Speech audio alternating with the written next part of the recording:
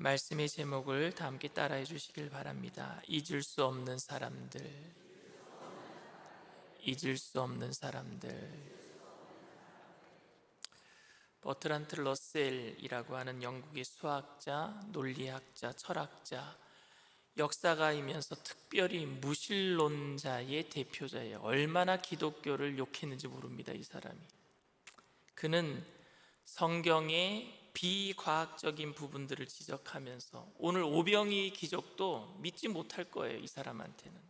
그러니까 믿지 못할 비과학적인 일들을 예수 믿는 사람들이 믿고 있으니까 이 사람들은 이 버트란트 러셀한테는 광신도 받게 되지 않습니다.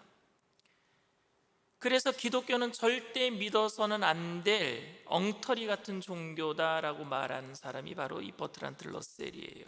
예를 들어서 아들을 하나님께 바치라는 명령에 아브라함이 이삭을 인신제사로 드리려고 했던 그런 것들을 들면서 어떻게 인신제사를 드리는 걸 믿느냐, 그리고 아직도 무화과 나무에 철이 되지 않았는데 그 무화과 나무에게 열매를 구하고 있는 그 예수님, 열매가 없다고 저주하는 예수님, 그런 예수님을 어떻게 믿을 수가 있느냐, 예수님의 탄생일도 모르면서 아무 날짜나 정해서 성탄절이라고 그렇게 과학적으로 증명되지 않은 생일을 믿고 있는 그 기독교인들이 엉터리다라고 말합니다. 여러분, 사실 성경은 과학적이지 않습니다. 성경은 과학을 넘어선 초과학적이에요. 성경의 연대기나 날짜가 정확하지 않는 경우가 많이 있습니다. 그러나 성경은요, 과학을 넘어서고 있어요. 과학 밑에 있는 것이 아닙니다. 우리 교회는 이번에 9월 20일에 독립 14주년 예배를 드립니다. 그런데 사실 우리가 9월 20일이 독립한 일이 그 날짜가 아니에요. 원래는 우리가 여의도 순복음교회에서 일산 순복음 영산교회로 독립한 날짜가 언제냐? 2009년 9월 17일입니다. 그런데 우리는 9월 17일 딱 그날 생일잔치를 하는 것이 아니라 그쯤에 수요일이나 주일날 우리가 날짜를 정해서 예배를 드리는 것입니다.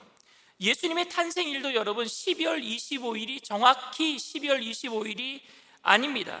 그런데 예수님이 탄생한 그 즈음이 아마 그때쯤 될 것이다. 그런데 예수님의 탄생, 이 성탄절이 언제쯤 정해졌느냐면요, 예수님이 돌아가신 지 수백 년 이후에 정해졌단 말입니다. 그러다 보니까 그 날짜를 정확하게 모르니까 그때쯤에서 지키는 것이죠. 이것은 기념일이나 생일을 꼭 그 날짜에 지키는 규정을 넘어선 포용적인 마음, 그러니까 초과학적인 것이란 말입니다. 과학을 뛰어넘는 거예요. 그리고 예수님이, 지금 우리가 성경이 너무 비과학적이고 날짜가 정확하지 않다 그러니까 제가 몇 가지 더 말씀을 드릴게요. 예수님이 공생애를 30세에 시작하셨다라고 우리는 알고 있잖아요. 그런데 정확하게 30세에 시작하시지는 않았습니다. 성경에서 예수님이 30대쯤에 시작했다라는 그 구절이 있기는 있어요. 그게 누가복음 3장 23절입니다. 누가복음 3장 23절이 이렇게 기록하고 있습니다. 예수께서 가르치심을 시작하실 때 30세쯤 되시니라. 사람들이 아는 대로는 요셉의 아들이니 요셉의 위는 헬리오. 보세요, 30세쯤이라 그랬죠. 그러니까 30세, 정확하게 30세를 의미하지는 않아요. 28세나 29세나 아니면 31세였을 수도 있습니다. 이런 것들을 가지고 비과학적이기 때문에 믿지 못하겠다라고 주장하는 그 버트란트 러셀은요, 사실 믿기 싫어서 억지 주장하고 있는 거예요. 그렇다면 여러분, 예수님이 30세쯤 시작해서 3년간의 공생애를 하셨다라는 그 기록은 또 어디 있습니까? 우리는 3년간 공생애를 예수님이 하셨다고, 그래서 33살에 돌아가셨다라고 얘기를 하는데, 사실은 성경 그 어디에도 3년간 예수님이 공생애를 거치셨다라고 기록한 구절은 없어요. 사실은 없습니다. 그런데 예수님이 3년간 사역하셨다라는 근거는 있어요. 짐작할 수 있는 근거는 있습니다. 그게 어디냐? 오늘 요한복음이에요. 요한복음은요, 예수님이 유월절을, 공생애를 시작하신 이후에 유월절을 몇 번 보내셨느냐? 3번 보내셨대요. 그러니까 이것 때문에 3년을 예수님이 공생을 하셨다, 이렇게 우리는 근거 자료로 삼는 것입니다. 그런데 여러분, 6월절을 3번 보냈기 때문에 정확하게 3년이다 말할 수도 없어요. 3년을 다 채우고 넘어선 4년째 되는 해가 될 수도 있을 것이고, 3년을 덜 채운 2년 몇 개월이 될 수도 있는 것이잖아요. 마태, 마가, 누가복음에서는 예수님이 지내신 6월절이 딱 한 번밖에 기록되지 않습니다. 마태, 마가, 누가복음에는 6월절을 예수님이 한 번 보내신 걸로 기록되어 있는데, 요한복음만 3번 기록되어 있어요.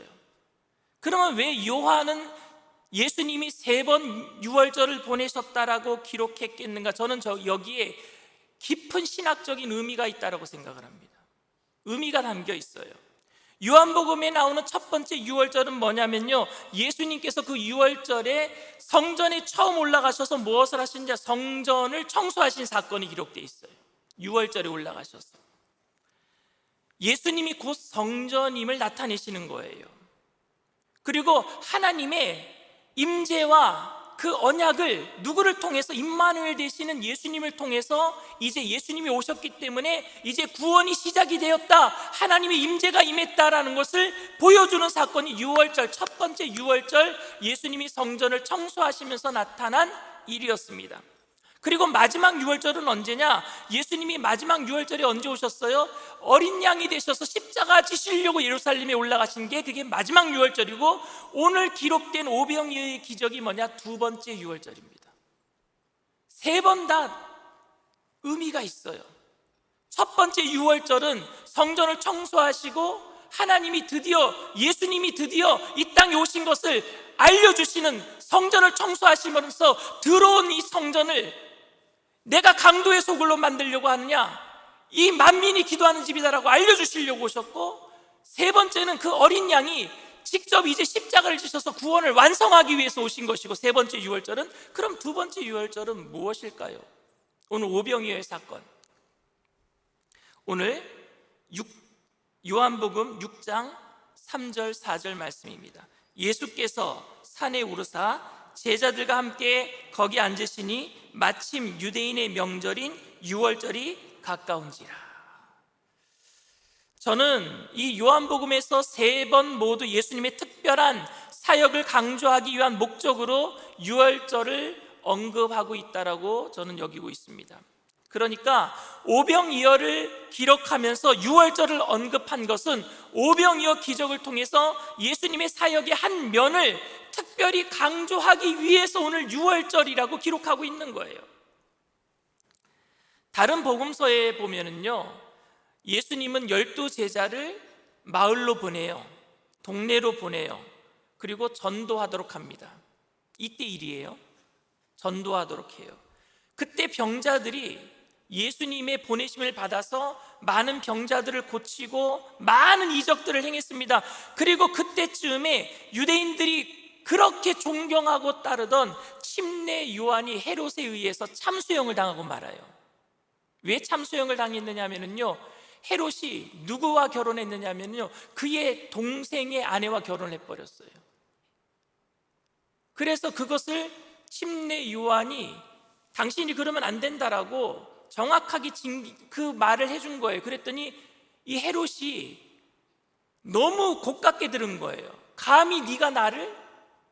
그래서 침례 요한을 옥에다 가뒀는데 사람들이 무서워서 못 죽이고 있었어요. 유대인들이 무서워서, 너무 존경하는 인물이니까 못 죽이고 있는데, 그 헤롯에게 부인이 된 그 헤로디아가 자기 딸도 아니죠. 그러니까 헤롯의 딸도 아닌데 전 남편의 딸인데 헤롯 앞에서 춤을 추게 해서 헤롯을 홀리게 만든 다음에 네 소원이 뭐냐고 다 들어주겠다고 그랬더니 그 딸에게 시킨 거예요. 뭐라고 시켰느냐? 우리 결혼을 반대한 침례 요한의 목을 갖고 오라고. 그래서 그 딸이 자기 이제 아버지가 된 헤롯 대왕에게 난 침례 요한의 목을 요구한다고. 안 들어줄 수가 없는 거예요. 그래서 그때 침례 요한의 목이 떨어지고 죽고 말았어요. 많은 사람들이 그때 침례 요한을 메시아라고 생각했을 정도로, 그리고 엘리야가 살아난 사람이라고 생각했을 정도로 따랐단 말입니다. 그런데 하나님 나라의 복음을 외치고 광야에서 나는 외치는 소리라고 했음에도 불구하고 많은 사람들이 광야에 몰려와서 침례에 회개 침례를 받게 만들었던 그 침례 요한이 죽었을 때에 많은 사람들은요, 적자는 그 마음속에 근심과 하나님께서 우리를 또 버리셨나, 선지자가 사라졌으니까요. 그런데 그때의 제자들이 마을로 들어가서 병자들을 치료하고 복음을 전할 때에 가난한 자들과 병든 자들이 위로받고, 그래서 예수님에게로 제자가 있는 그곳으로 몰려들기 시작한 겁니다. 침례 요한이 죽고 나서 의지할 곳이 없었는데 제자들을 보내서 제자들이 병자들을 고쳐주고 가난한 사람들을 위로하니까 예수님 있는 곳에, 제자들이 있는 곳에 많은 사람들이 모여들기 시작한 거예요. 왜? 동네마다 제자들이 흩어져서 복음을 전했기 때문에 많은 사람들이 많은 동네에서 밀려오기 시작한 겁니다. 마가복음의 기록을 보면요, 그때 제자들이 먹을 겨를도 없이 사람들이 계속 찾아왔다라고 기록하고 있어요. 오병이어 기적의 같은 부분이에요. 마가복음 6장 31절 34절 말씀입니다. 이르시되 너희는 따로 한적한 곳에 가서 잠깐 쉬어라 하시니 이는 오고 가는 사람이 많아 음식 먹을 겨를도 없음이라. 이에 배를 타고 따로 한적한 곳에 갈새 그들이 가는 것을 보고 많은 사람이 그들인 줄 안지라. 모든 고을로부터 도보로 그곳에 달려와 그들보다 먼저 갔더라. 예수께서 나오사 큰 무리를 보시고 그 목자 없는 양 같음으로 인하여 불쌍히 여기사 이에 여러 가지로 가르치시더라. 이게 바로 오병이어 기적 전에 일어났던 일이에요.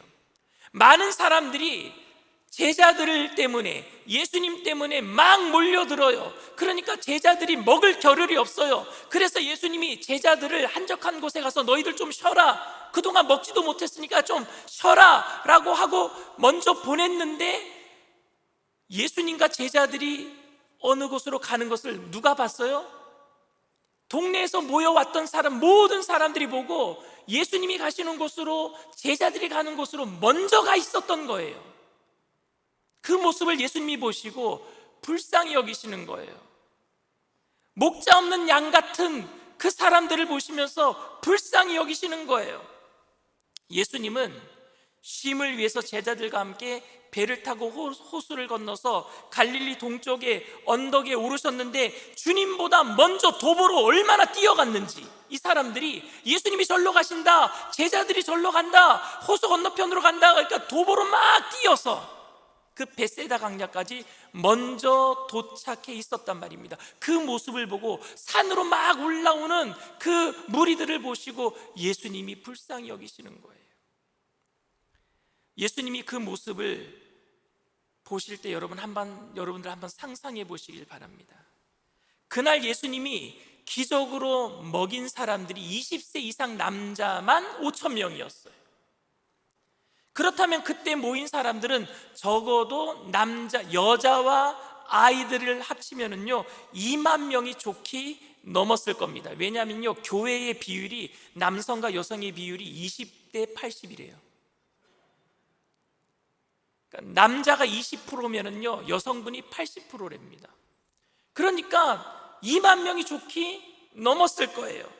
수만 명의 사람들이 언덕을 오르는 모습을 여러분 한번 상상해 보시길 바랍니다.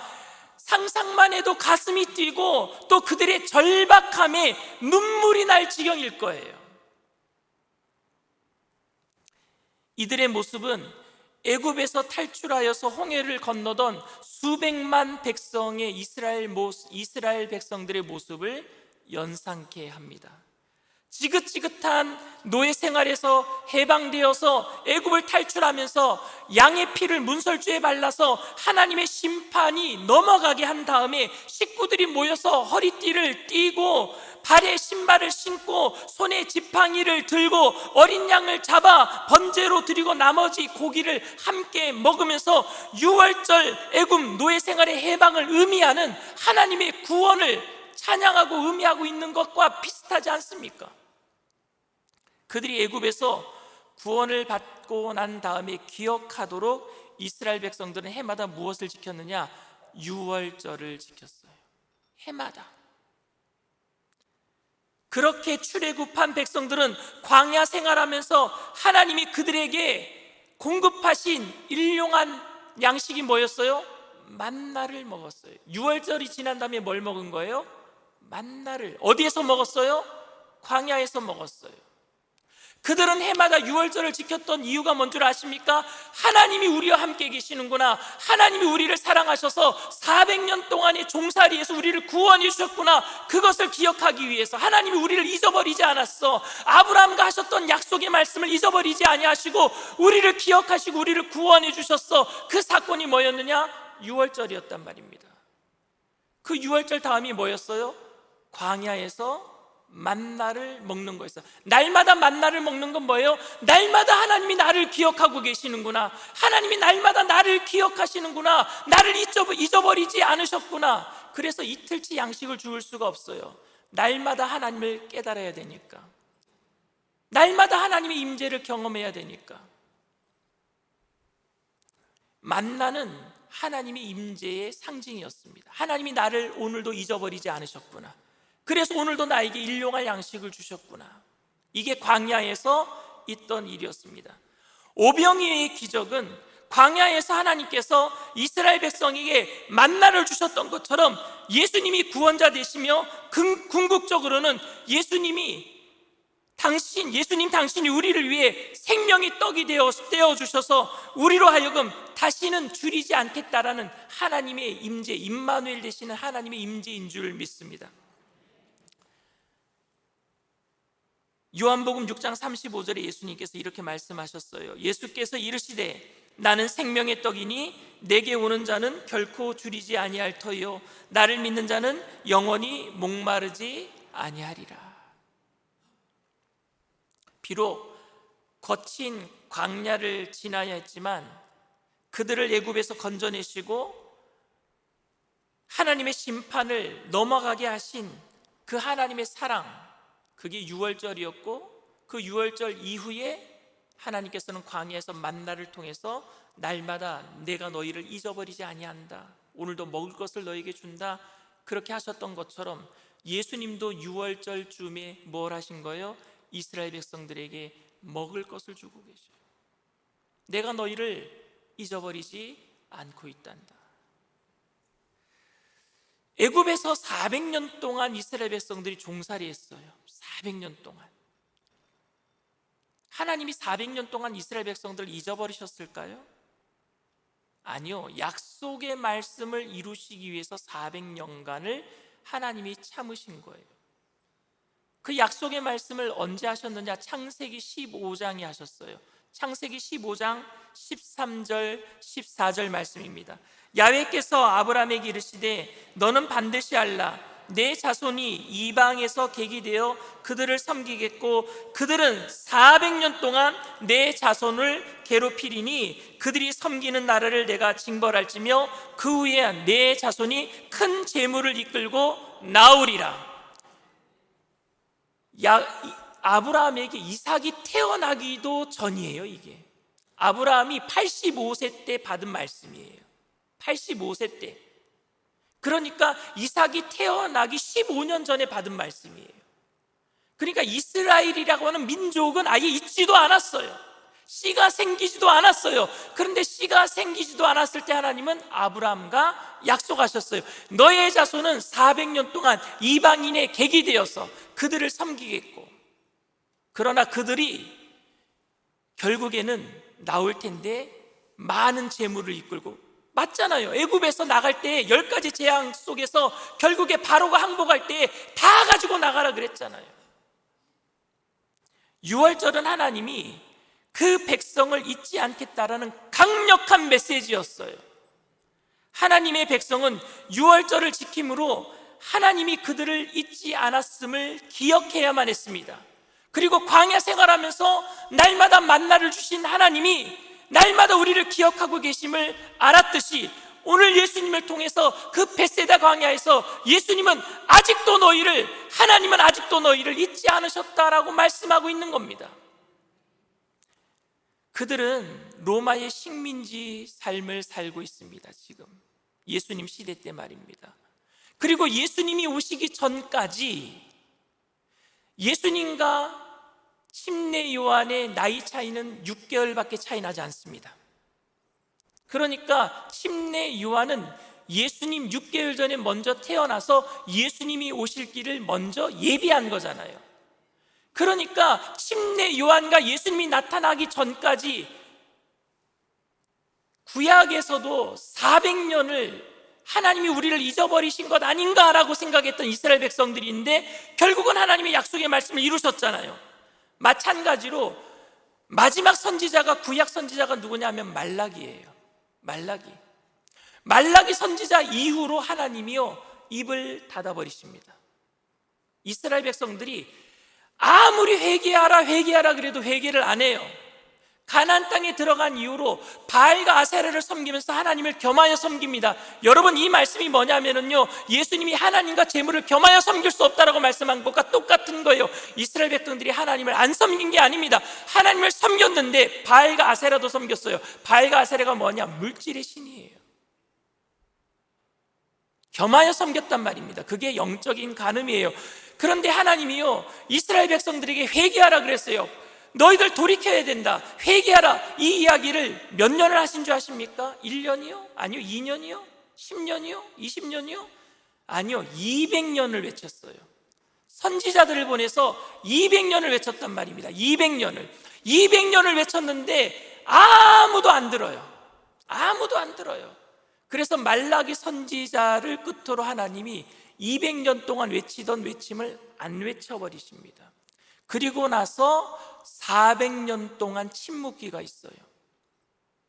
말라기 선지자 이후로 엘리야의 성정을 가진 침례 요한이 나타날 때까지, 그리고 예수님이 나타날 때까지가 400년 동안이 침묵기예요. 400년 동안 이스라엘 백성들은 아무도 얘기를 안 하니까. 제가 천국 가신 할머니가, 제가 사춘기 때 할머니 속을 굉장히 많이 썩여드렸어요. 할머니 말씀 안 듣고. 근데 할머니가 저를 막 때리려고 쫓아오면은요, 제가 막 도망다니면서 놀릴 정도였었어요. 할머니가 저만 보면요 맨날 잔소리해요. 고집을 꺾고 예배 좀 잘 드리고 성경 말씀 좀 많이 읽고 맨날 그 소리예요. 그런데 96년도에 할머니가 돌아가셨어요. 제가 철이 들고 나서. 근데 돌아가신 이후에 지금까지도 할머니 목소리가 그리워요. 지금까지도. 그렇게 저를 위해서 기도해 주신 분이 없었는데, 그렇게 저를 위해서 저 잘 되라고 그렇게 훈계해 주신 분이 없었는데, 이스라엘 백성들도 말라기 선지자 이후로 400년 동안 하나님이 말씀 안 하시니까 400년 동안 무슨 생각했겠습니까? 하나님이 우리를 잊어버리신 거 아닌가? 하나님이 우리를 잊어버리신 거 아닌가? 그런데 정말 침례 요한이 죽고 말았단 말입니다. 지금 그들에게 필요한 건 뭐예요?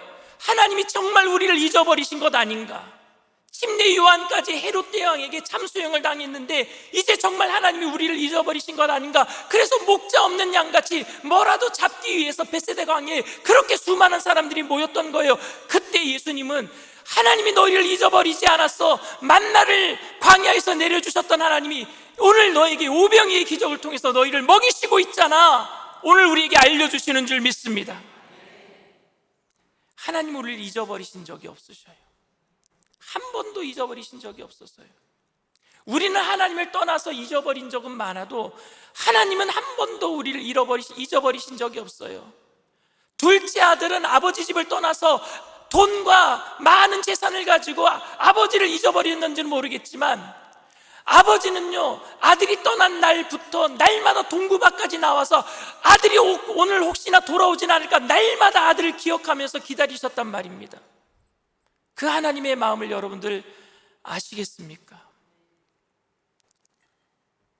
만나가 광야에서 굶주린 백성을 위한 양식이면서 동시에 하나님의 임재를 상징한 것처럼 예수님이 언덕에서 백성들에게 주신 음식은 굶주린 그들을 불쌍히 여기셔서 제공하셨던 양식이면서 동시에 내가 어찌 너희를 잊을 수 있겠느냐, 하나님의 구원의 표현인 줄 믿습니다.